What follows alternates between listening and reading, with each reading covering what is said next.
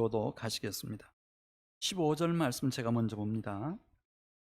그들이 소리 지르되 없이 하소서 없이 하소서, 그를 십자가에 못 박게 하소서.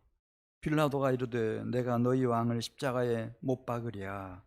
대제사장들이 대답하되 가이사 외에는 우리에게 왕이 없나이다 하니,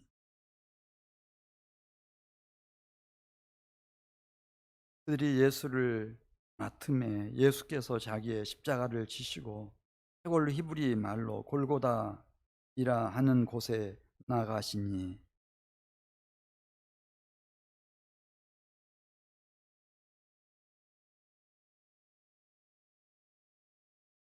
빌라도가 해를 써서 십자가 위에 붙이니 나사렛 예수 유대인의 왕이라 기록되었더라.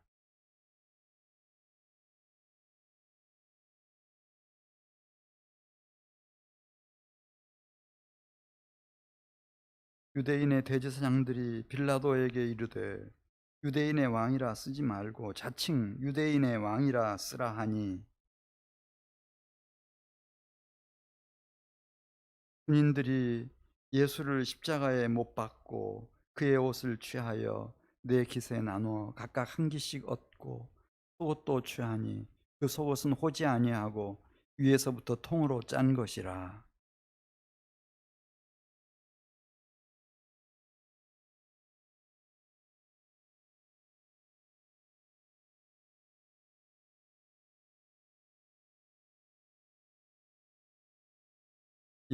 예수의 십자가 곁에는 그 어머니와 이모와 글로바의 아내 마리아와 막달라 마리아가 섰는지라.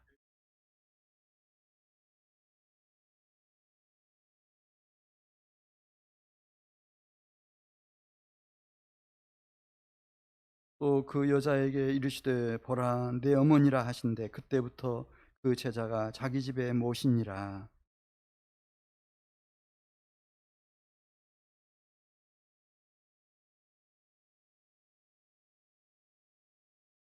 거기 신포도주가 가득히 담긴 그릇이 있는지라. 사람들이 신포도주를 적셔 해면을 우슬초에 매어 예수의 입에 대니,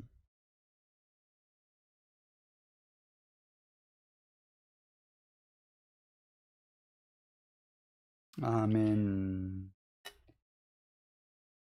1세기 이 유대 나라에서 가장 힘이 막강한 사람은 총독이었습니다. 이름이 누구죠? 총독 빌라도. 예. 로마 제국 시절에 아무나 군인이 되질 못했어요. 로마 시민권자여야 군인이 됩니다. 그 군인들 중에 이제 백부장도 세워지고 꼭 천부장도 세워지지만은 총독은 단 한 사람이죠. 예. 로마의 황제 시저가 특별히 세운 총독 빌라도.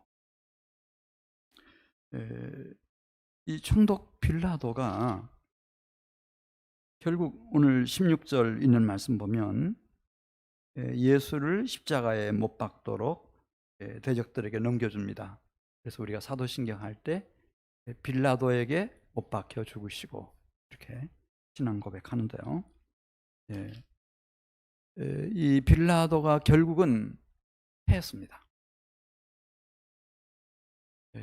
만왕의 왕이시며 만주의 주이신 그리스도 예수를 부당하게 정죄했고 그를 대적들의 손에 넘겨주었고 십자가에 못 박아 죽게 만든 결정적인 인물이 됐습니다. 왜 그랬을까 하는 것을 같이 생각해 보겠습니다.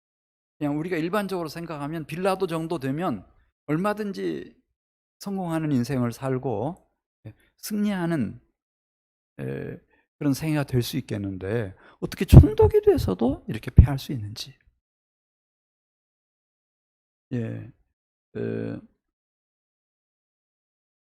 이 빌라도는 이제 처음에는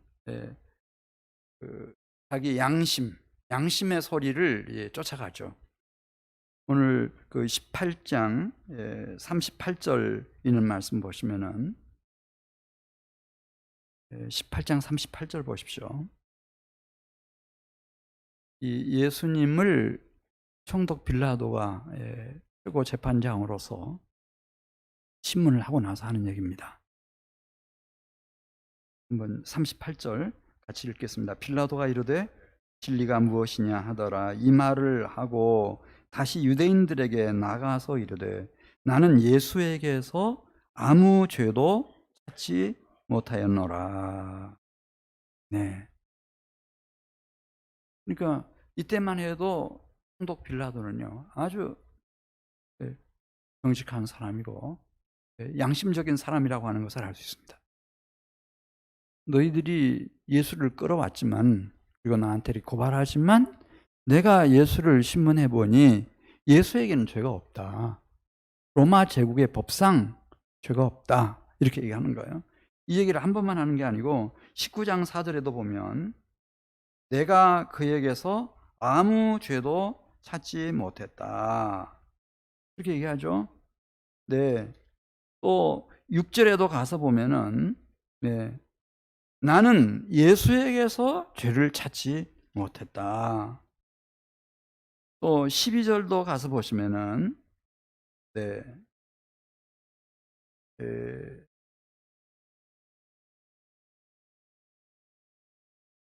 빌라도가 예수님을 놓으려고 무던히 애쓰고 있는 모습을 볼 수 있어요. 처음에는 총독 빌라도도 정말 자기 양심의 소리에 귀를 기울이고 정의로운 재판장으로서 하기 위해서 무던히 애쓰는 모습을 볼 수 있습니다. 그러나 지금 이 총독 빌라도는 어느 지역을 통치하고 있는 총독인가? 유대 나라를 통치하고 있는 총독이에요. 최고 총독이에요.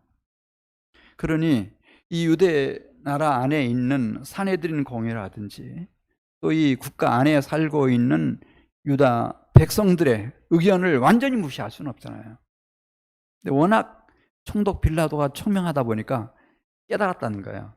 아, 예수가 잘못이 있어서가 아니고 이스라엘 유대교 지도자들이 예수님에 대한 시기심, 이 질투심 때문에 지금 이렇게 예수를 공격하고 있고 지금 나한테 고발하고 있구나 이렇게 깨달았어요. 둔한 사람 같으면 총독이 될 수가 없죠. 로마 제국 내에서 뽑히고 뽑힌 사람이니까 총독이 됐기. 그래서 39절에 있는 말씀을 보면은 그런 제안을 해요. 내일이면 당신네들 유대 나라의 가장 큰 명절 유대 명절 유월절 명절 아닌가. 이 명절이 닥치면 우리가 8월 15일 날 광복절 당하듯이 그러면 죄수 하나를 이 총독의 권한으로 놓아주는 관례가 있는데 내가 누구를 놓아주랴? 그러면 두 사람을 얘기해요. 한 사람은 이 사람들이 유대인의 왕이라고 정치범이라고 고발한 나사렛 예수. 또 한 사람은 39절에 나와 있는 것처럼 40절에 나와 있죠. 이 사람은 강도예요. 밀람도 꽤 했어요. 살인도 한 사람이에요. 진짜 흉악범이죠. 이 둘을 딱 제시를 하면서 이 둘 중에서 총독의 권한으로 내가 그대들에게 누구를 풀어주면 되겠는가 이렇게 묻는 거예요. 그러면 총독 빌라도 생각에는 그렇잖아요. 정상적인 생각을 가진 백성들이라면 누구를 원하겠습니까? 당연히 예수님을 풀어주십시오. 그렇게 할 거 아닙니까? 아니 내가 잠시 예수님을 총독으로서 만났는데도 예수님이 죄가 없는 존귀한 분이라고 하는 것을 알겠는데 제사장 가야바가 모르겠어요? 다 알아요. 정보망을 통해서 예수님이 어디에서부터 사역을 시작하셨고 그 다음에 어디에서 무엇을 가르쳤고 어떤 표적들을 행했고 이를 따르는 무리들은 누구고 다 파악하고 있죠.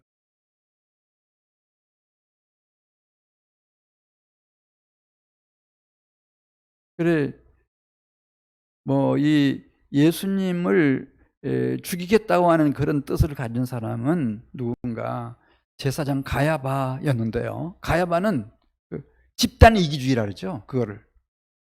사내들인 공회원이 된 여러분들을 생각할 때, 또 이 공회 의장이 되고 대제사장인 나 자신을 생각할 때, 그다음에 이 나라와 이 백성들을 생각할 때, 만일 예수를 가만두면 대혼란이 일어난다. 나사로가 죽음에서 살아났을 때, 그걸 믿을 만한 사람들을 통해서, 여러 증인들을 통해서 알고 난 이후에 우리 유대 나라와 우리 백성을 위해서 한 사람이 죽는 게 훨씬 낫다. 그래서 죽이려고 하는 것. 그러니까 총독 빌라도의 통찰력이 정확했어요. 예수님에게 잘못이 있고 죄가 있어서가 아니고 시기심 때문에 예수님 죽이려고 하는 거거든요. 그래서 이렇게 둘을 제시하면, 거기 물론 이제 대제사장이라든지 사내들인 공의원들도 있고 하지만은, 네. 그러나 일반 백성들도 많이 있었을 테니까요. 그러니까 당연히 예수님을 풀어달라고 할 줄 알았어요. 근데 뜻밖에도, 네, 우리 한번 18장 40절 말씀을 보겠습니다. 그들이 또 소리질러 이르되 이 사람이 아니라, 예수가 아니라 바라바라 하니, 바라바는 강도였더라. 바라바를 풀어주시오. 바라바를 풀어주시오. 바라바를 풀어주시오. 네. 유대의 총독이 돼가지고 당신들이 원하는 사람 한 사람을 내가 풀어주겠다 약속했으니까 더 이상은 이 빌라도가 이 백성들의 요구사항을 무시할 수 없게 된 거예요. 이번에는 바라바를 풀어줘요.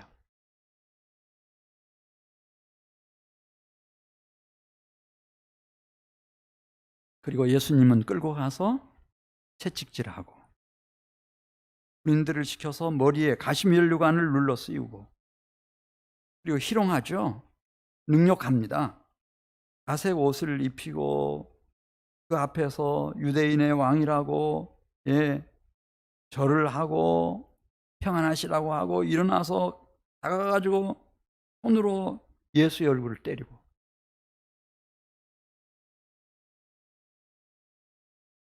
그렇게 하고 나서 이제 지칠 대로 지친 예수를 끌고 나와서, 그래도 그때까지도 이 총독 빌라도는 저 내면에 양심의 소리가 있었기 때문에 나와서, 여러분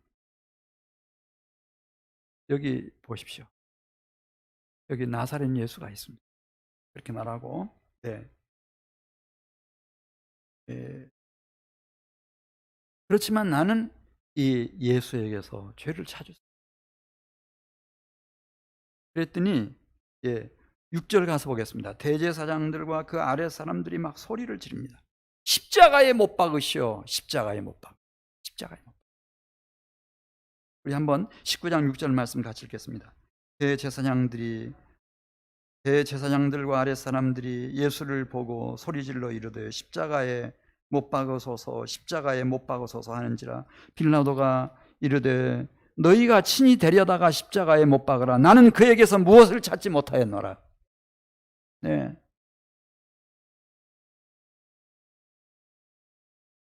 총독 빌라도도 재판장으로서 양심이 있잖아요. 재판장이라고 하는 것은 법과 양심에 의해서 판결을 내리는 거거든요. 나는 예수에게서부터 죄를 찾을 수가 없어요. 아무리 채찍질을 하고 고문을 해도 예수에게서부터 죄를 찾을 수가 없어요. 그러니 정 죽이고 싶으면 너희들이 마음대로 데려다가 그러면 십자가에 못 박아 죽이고, 나는 죄를 찾을 수가 없어요. 그러고 났더니 말이죠. 네.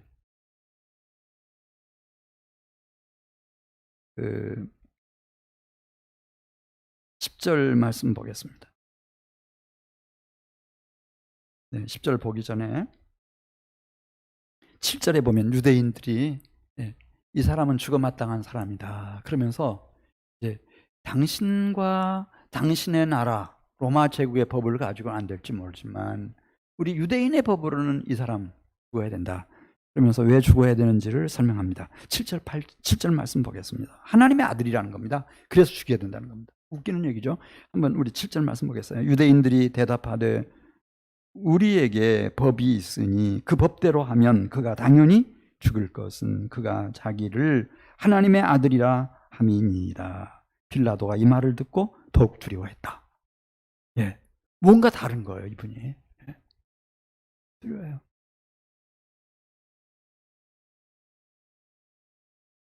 그래, 이제 이 총독 빌라도가 처음에는 자기 양심을 따라서 판결을 내리려고 했어요. 근데 이게 안 먹히는 거예요. 지금 자기가 부임한 이 나라는 유대 나라예요.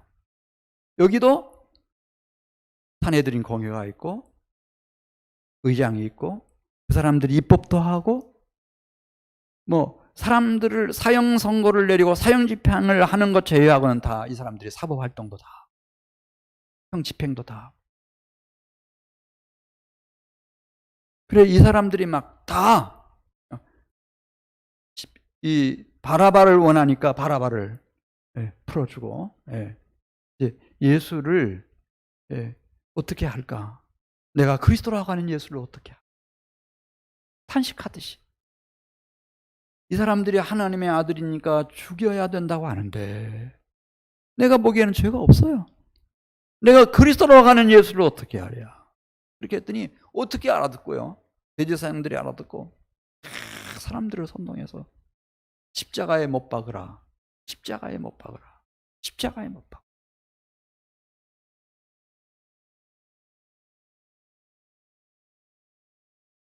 그러면서 이제 15절 가서 보겠습니다. 무서운 얘기를 하는 겁니다. 한 구석에서 누군가가 큰 소리로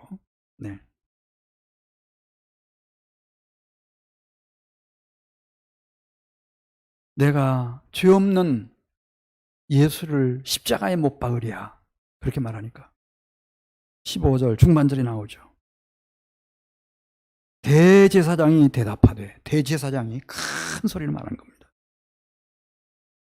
가이사 외에는 우리에게 왕이 없소이다. 우리에게는 로마 제국의 황제 시저 가이사 시저만 우리의 왕이라는 거예요. 그런데 스스로 자칭 유대인의 왕이라고 하는 나사렛 예수를 풀어준다고 하면 당신은 시저의 충신이 아니오시다. 딱 얘기하는 거예요. 그때였어요. 네. 망치로 뒤통수를 얻어맞은 것처럼 막 번쩍 했을 거예요. 네. 총독 빌라도가. 아, 이렇게 가는구나. 나사렛 예수는 내가 도저히 구해줄 수 있는 사람이. 그렇잖아요? 다 이 로마 제국의 이 최고의 권력자인 그 시저와 다 내통하는 유대인들이 또 다 있거든요. 유대의 왕도 세우는 것이고 이렇게 대제사장도 세우는 것이고 이렇게 하는 건데, 근데 여기 지금 대제사장이 하는 얘기예요. 우리에게는 가이사만 유일한 왕이 오시다. 나사렛 예수가 자칭 왕이라고 하는데 그 나사렛 예수를 당신이 뒤를 봐주게 되면 당신은 가이사의 충신이 아니요. 반역자라는 거예요. 반역자. 순식간에 총독 빌라도는 입장을 확 바꿔버리죠. 왜냐하면 이기적인 보신주의자로 전락돼 버립니다. 아, 내가 여기서 이렇게 하다가 나도 망하겠군 딱 생각을 하고, 그래서 16절에 있는 말씀 보면 그 소리가 들리자마자 이에 총독 빌라도가 예수를 십자가에 못 박도록 대적들의 손에 넘겨줘 버리는 거예요. 그래서 총독 빌라도도 이 세상에 태어나서 그렇게 유능한 사람도, 그렇게 명철한 사람도, 그런 막강한 권력을 가진 사람도 결국은 패배의 길을 가고 마는 겁니다, 여러분.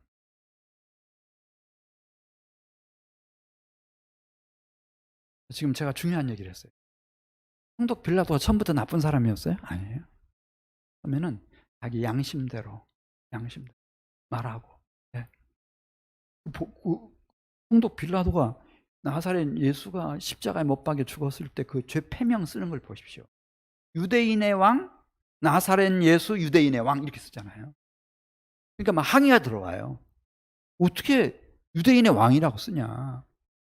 자칭 유대인의 왕이라고 써라. 그러니까 쓸데없는 소리 하지 마.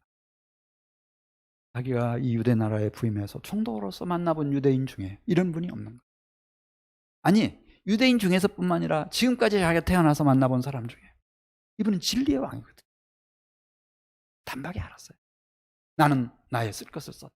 그렇게 양심적인 사람이지만은 그러나 결국은 내가 그 신앙 이분은 뭐 총독 빌라도는 그냥 자연으로서의 양심, 그 양심이 끝까지 가지를 못하고 온 백성들이 막 들고 일어나니까 예수님 대신 강도 빌라도를 바라바를 풀어주고, 그리고 마지막에는 자기가 궁지에 몰려서 이제 다 정말 감당할 수 없는 위기감을 느꼈을 때는 이기적인 보신주의자로 전락이 돼.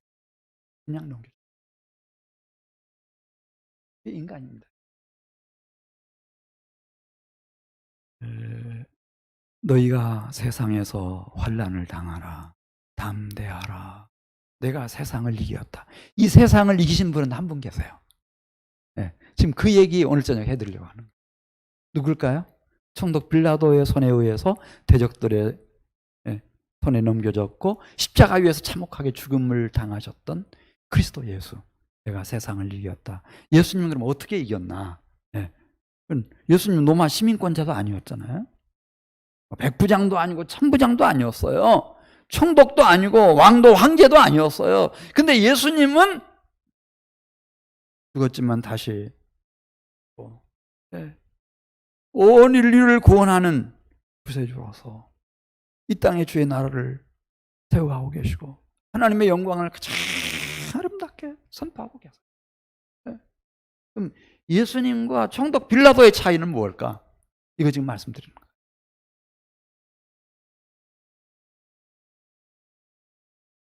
17절 말씀 보겠습니다. 17절 말씀 보면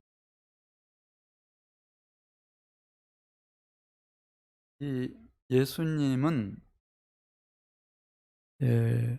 자기 자신의 마음이나 생각이나 뜻보다도 또 자기를 따르는 제자들의 바람이나 요청보다도 그 시대의 시류 그런 것보다도 예수님 어려서부터 12살 때 그 마리아와 요셉을 따라서 성전에 간 일이 있어요.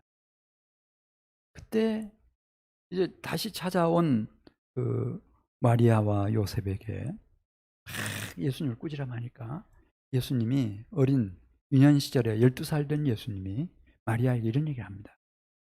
내가 내 아버지 집에 있어야 될 줄을 알지 못하셨다.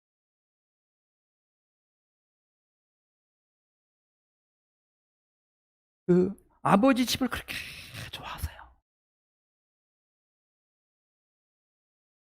공생의 사역 시작하기 이제 그 초반부에 성전을 정화하신 일이 있었어요. 그 모습을 기록했어요. 그 기록하면서 주의 전을 사모하는 열심이 나를 삼켰다. 아버지의 집을 사랑하는 마음이 예수님을 삼켜버렸다.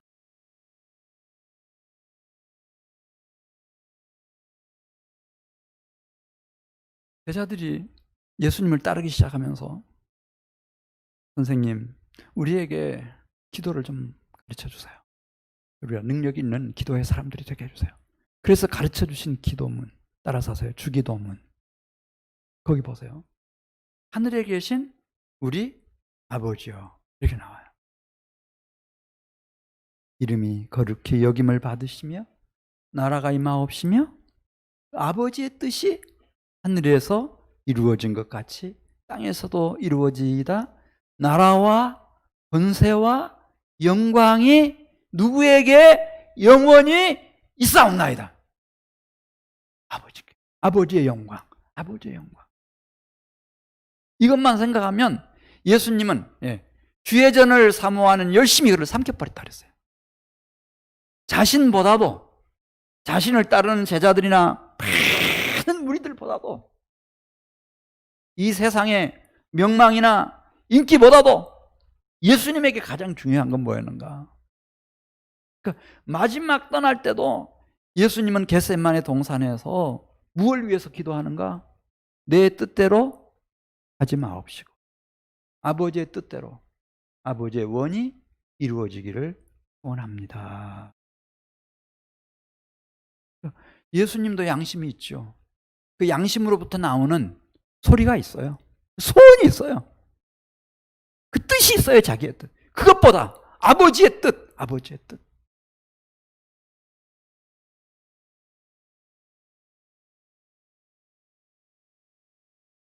로마의 군인들과 대제사장의 그 성전 경비대들이 유다와 함께 예수님을 체포하러 나왔을 때 너무 열받친 베드로가 칼을 뽑아들고 대제사장의 종 말고의 귀를 내리쳤잖아요. 그때 예수님께서 뭐라고 말씀하세요? 베드로는 막 책망하시면서 이렇게 하면 이런 일이 있으리라고 성경에 말씀하신 것이 어떻게 응하겠는가? 그 얘기하는 거예요.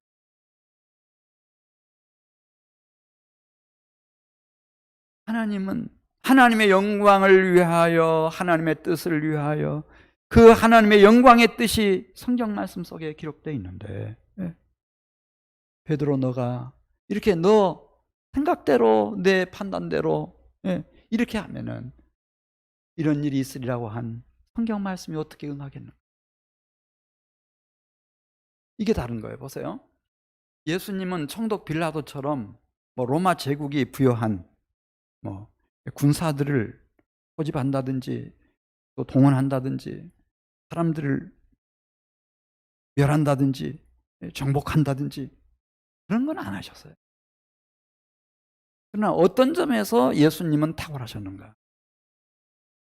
항상 예수님은 자기 자신보다도 주변 사람들보다도 심지어 어머니 모친 마리아나 또 동생들보다도 어떤 사람들보다도 예수님에게 가장 중요한 것은 하나님 아버지, 하나님 아버지의 영광, 아버지의 그 뜻이 어디에 담겨 있는가 하면 성경에 담겨 있어요.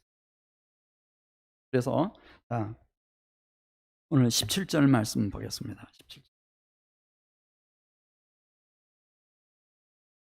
이렇게도 요한은 썼어요. 말씀이 육신이 되어 우리 가운데 거하신 분이시고 우리가 그분을 봤을 때 그분의 전생애, 그분의 인격, 그분의 가르침, 그분의 모든 사역 속에 은혜와 진리가 충만한 분이셨다. 그렇게 가르치지만 17절 말씀 보겠어요. 지금 예수님이 십자가를 지고 골고다 언덕으로 올라가세요. 이것은 이미 이사야 선지자를 통하여 이사야 53장에 있는 말씀 보면 그는 우리의 질고를 지고 우리의 마음의 슬픔을 당했다. 우리의 허물과 죄악의 저주를 대신 담당하신 그 죄악과 저주의 십자가예요. 그거 지고 올라가시는 거. 이거 성경의 성취와 시연입니다. 우리 17절 말씀, 요한복음 19장 17절 말씀 같이 읽어요. 그들이 예수를 맡음에 예수께서 자기의 십자가를 지고 해골이라 하는 곳에 나가시니 그들이 거기서 예수를 십자가에 못 박을세 세상 죄를 지고 가는 하나님의 어린 양이다. 것처럼 이 예수께서 십자가에 세상 죄를 지고 가는 어린 양으로서 대신 심판받으시고 못 박히시는 그 18절 하반절에 있는 말씀 보면 좌우편에 이 강도들이 같이 못 박히는 장면. 이사야 선지자가 그것도 예언하잖아요. 의로우신 분이 이 불의한 사람들 사이에서 돌아가신다 하는 얘기. 또 19절 말씀 같이 읽습니다. 빌라도가 패를 써서 십자가 위에 붙이니 나사렛 예수 유대인의 왕이라 기록.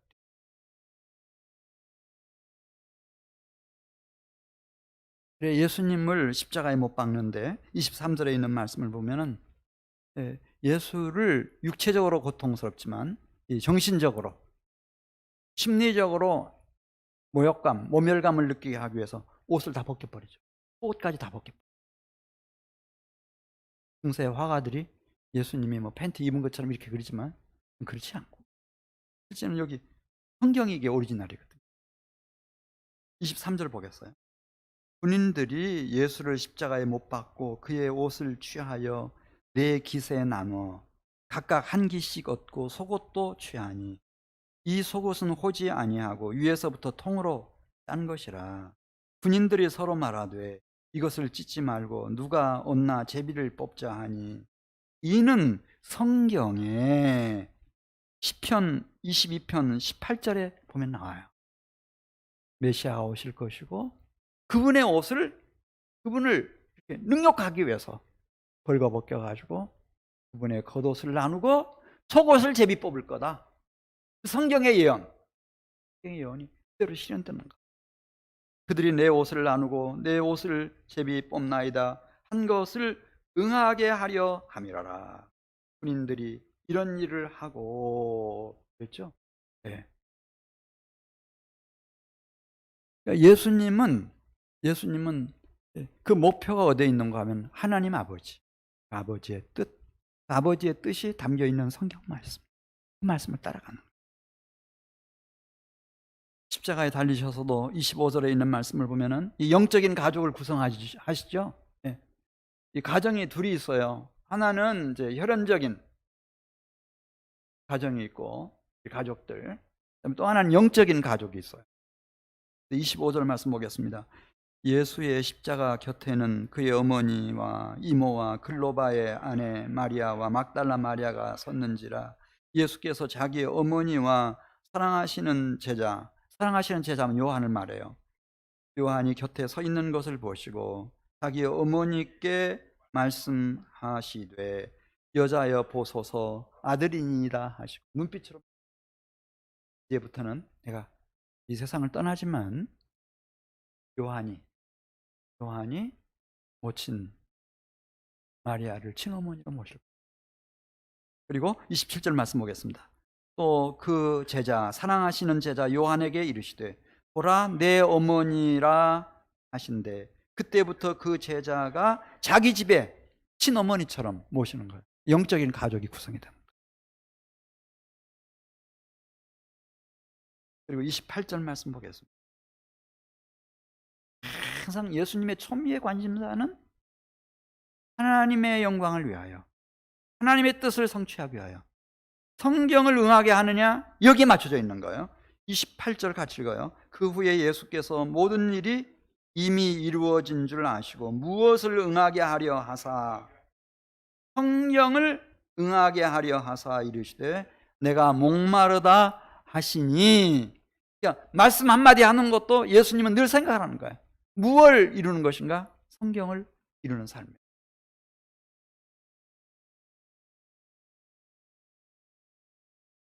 그래 거기 십자가에 못 박혀서 죽어가는 사람들 막 피를 흘리니까 얼마나 목이 마르겠어요. 미치죠, 미쳐.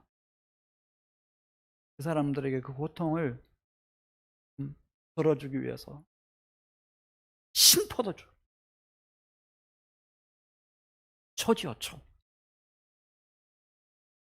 그 통에다가 늘 담가 놓고 있는데 그걸 적셔가지고 예수님의 입에다가 대줍니다. 시편 69편 21절 말씀 보면 내가 목말랐을 때 원수들이 나에게 초를,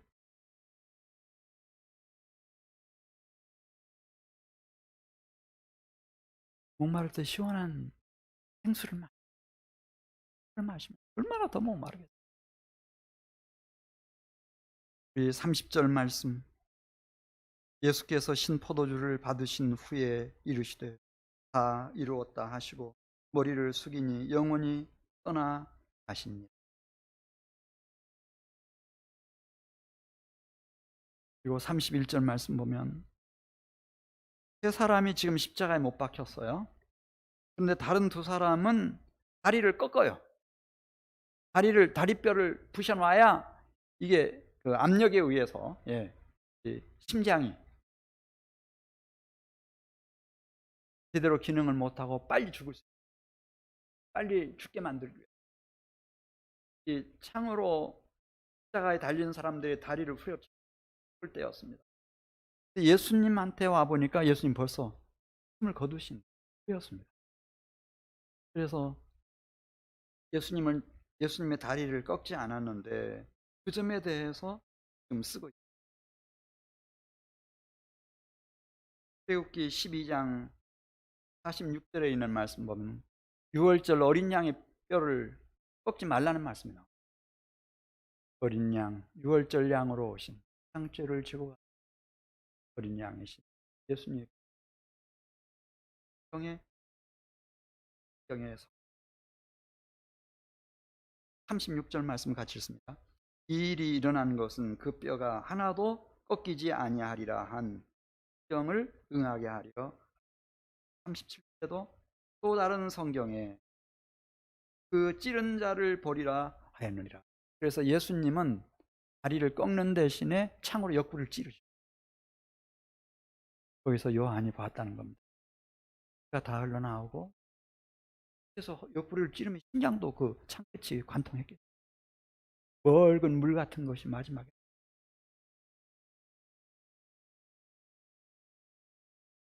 출애굽기 12장에 있는 말씀, 또 스가랴서에 있는 말씀, 나를 찌른 자들이 나를 볼 거다, 그런 말씀 나오는데, 그러니까 예수님은 우리가 보기에는 뭐 이게 무슨 일인가 이렇게 생각될지 모르지만은 그분은 모든 신경을 하나님의 영광, 하나님의 뜻, 하나님의 영광과 뜻이 무엇인지를 밝히고 있는 성경 말씀을 어떻게 성취하고 실현시키느냐, 여기에다 초점을 맞춘 거예요. 그러니까 예수님은 망했어요. 죽었어요. 무덤 속에 묻혔어요. 끝나버렸어요. 근데 끝난 것이 아닌 거예요. 하나님이 하나님의 영광을 위하여, 하나님의 뜻을 성취하기 위하여 선지자를 통해서 말씀하셨던 그 말씀을 신뢰하기 위하여 온갖 피, 땀, 눈물 다 자기 몸까지 영혼까지 속건제물로 하나님 앞에 바친 이 예수님을 3일 만에 다시 내셨어요. 그리고 그를 승천하게 하시고 하늘 보좌 우편에 앉히시고 하늘과 땅의 모든 권세를 주셔서 만왕의 왕, 만주의 주가 되게 해주신 것입니다. 그래서 그분은 살아계신 왕으로 통치. 예수님을 믿는 사람이 몇 사람이나 되겠어요? 이 땅 위에 셀 수도, 지금 현재 살아있는 사람들도 셀 수가 없어요. 지난 2000년 동안, 그리고 이후에 역사의 오메가 포인트까지. 그럼 총독 빌라도를 믿는 사람 몇 사람이나 되겠어요? 여기 성경에 써줬으니까 총독 빌라도라는 인물이 있었는지 없었는지 우리가 알지, 이름도 몰라요. 총독 빌라도 믿는다는 사람 나 아직까지 들어본 일이 없어요. 있을 수가 없죠. 이 사람은 완전히 망한 사람이니까. 완전히 망했어요.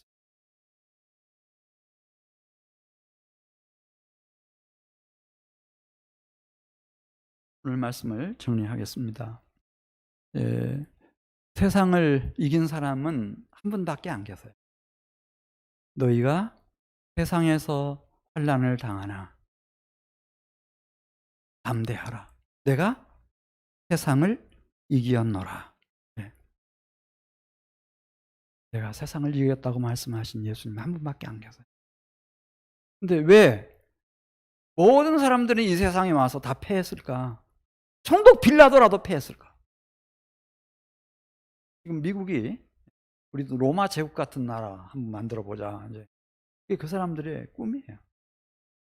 그러나 그렇게 될 것 같지가 않습니다. 근데 그 로마 제국의 총독 빌라도는 왜 망했는지, 제일 먼저는 자기 양심, 나는 양심대로 간다. 그 양심이라고 하는 것이 얼마나 불완전하고 허약한 것인지를 몰랐을 겁니다. 자기가 통치하는 유대나라, 유대 온 백성들이 다 들고 일어나니까 예수님 대신에 바라바를 풀어줄 수밖에 없는 거예요. 백성들의 말을 듣지 않을 수가 없어요. 이거 결국에는 위기에 봉착하게 되니까 정신이 번쩍 나는 거예요. 이러다 나까지 망하고 완전히 잘못되겠고. 그래서 아주 짐승 같은 이기주의가 발동해가지고 보신주의로 예수를 넘겨버려요. 그래서 망하는 거예요. 이게 총독 빌라도뿐만 아니라 모든 인생이 가는 길입니다. 그런데 예수님은 달랐어요. 예수님은 당신 자신보다도 어머니나 가족들보다 자기의 제자들보다도 자기를 따라 나선 많은 군중들보다도 항상 예수님은 하늘에 계신 아버지 하나님의 영광, 아버지의 뜻, 그 영광스러운 뜻이 성경 속에, 이 성경 속에 다 늘 묵상하는 겁니다.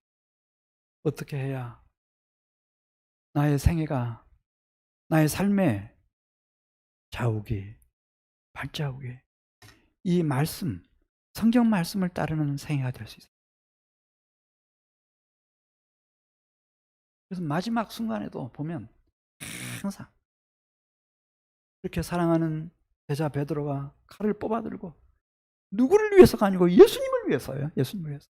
그래도 막 호통을 치시는 거예요. 네. 이렇게 하면 이런 일이 있으리라고 한 성경이 어떻게 응하겠는가? 성경이 어떻게 성취되겠는가? 성경이 하나님의 말씀.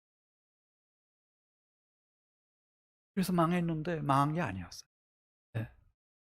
자, 오늘 이제 한 곳만 더 보고 마치겠어요. 예수님이 돌아가셨죠? 그럼 장례식은 어떻게 되는가? 38절 보겠습니다. 38절.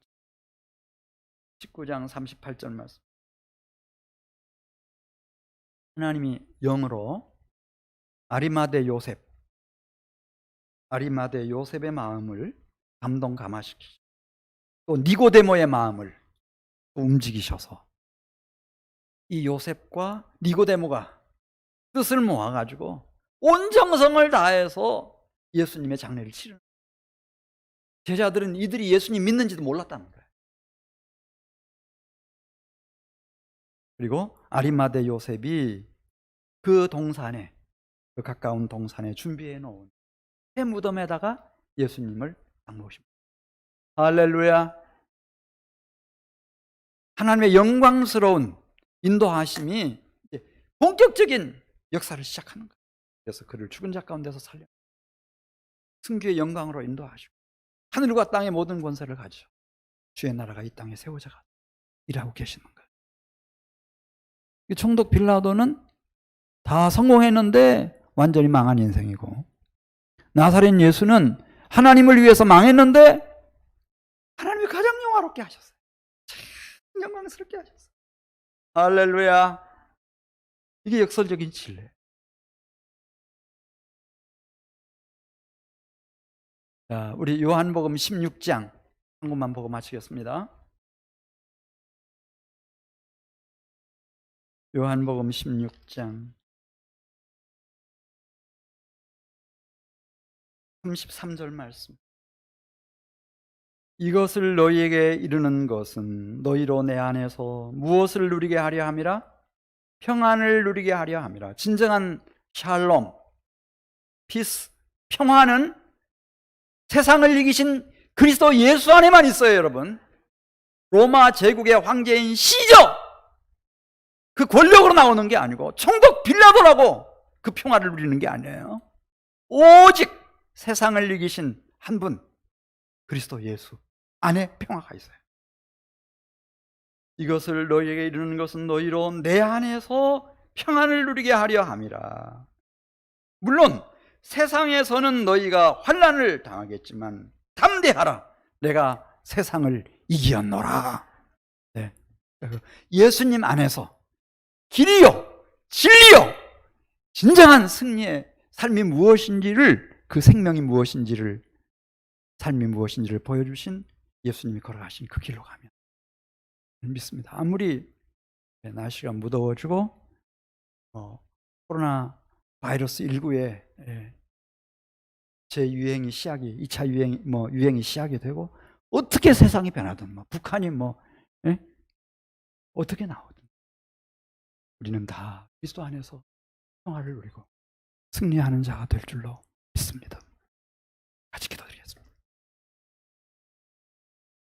하나님 아버지, 감사합니다. 너희가 세상에서 환난을 당하나 담대하라, 내가 세상을 이기었다 말씀하시는 그리스도 예수 안으로